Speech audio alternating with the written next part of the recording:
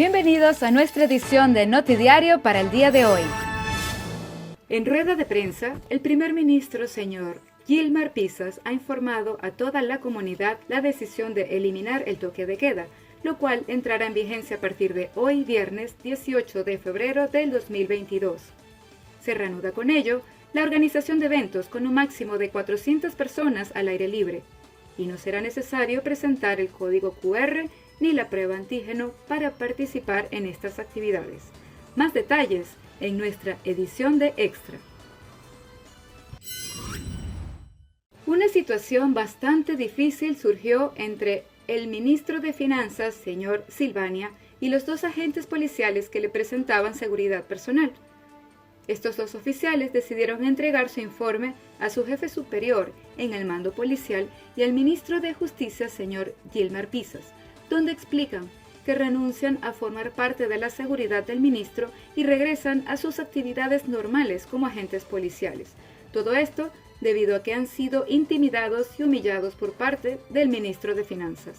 Después de lo sucedido, otros agentes policiales se han negado a trabajar con el ministro Silvania.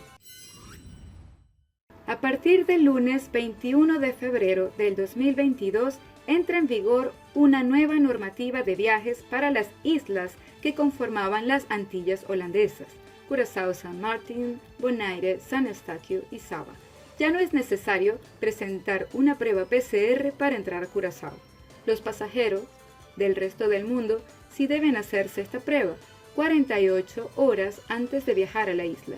El primer ministro indicó que de igual manera se seguirán usando los protocolos de higiene para mantener una tasa de contagio mínimo, mientras evalúan el desarrollo de estas nuevas decisiones hasta el día 12 de marzo, fecha en que presentarán los resultados, atentos a cualquier ajuste relativo a la pandemia. Y ahora, nuestras noticias internacionales. Un bombardeo sobre el este de Ucrania golpeó el jueves una guardería. Esta mañana, después del desayuno, hubo explosiones que dañaron nuestro edificio del jardín de infantes, el gimnasio para ser precisos. También hubo daños en el campo de deportes.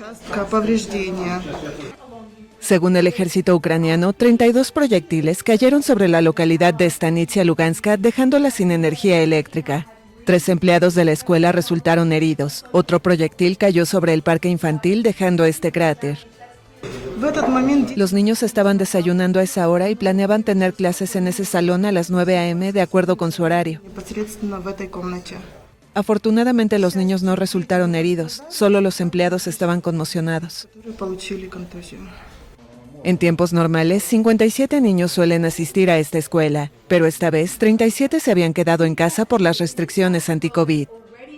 El presidente ucraniano Volodymyr Zelensky denunció que estos bombardeos de las fuerzas prorrusas eran una provocación.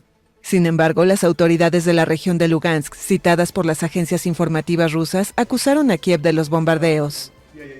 Desde 2014, el este de Ucrania está inmerso en una guerra entre fuerzas ucranianas y combatientes separatistas apoyados militarmente por Moscú, según Kiev y los países occidentales.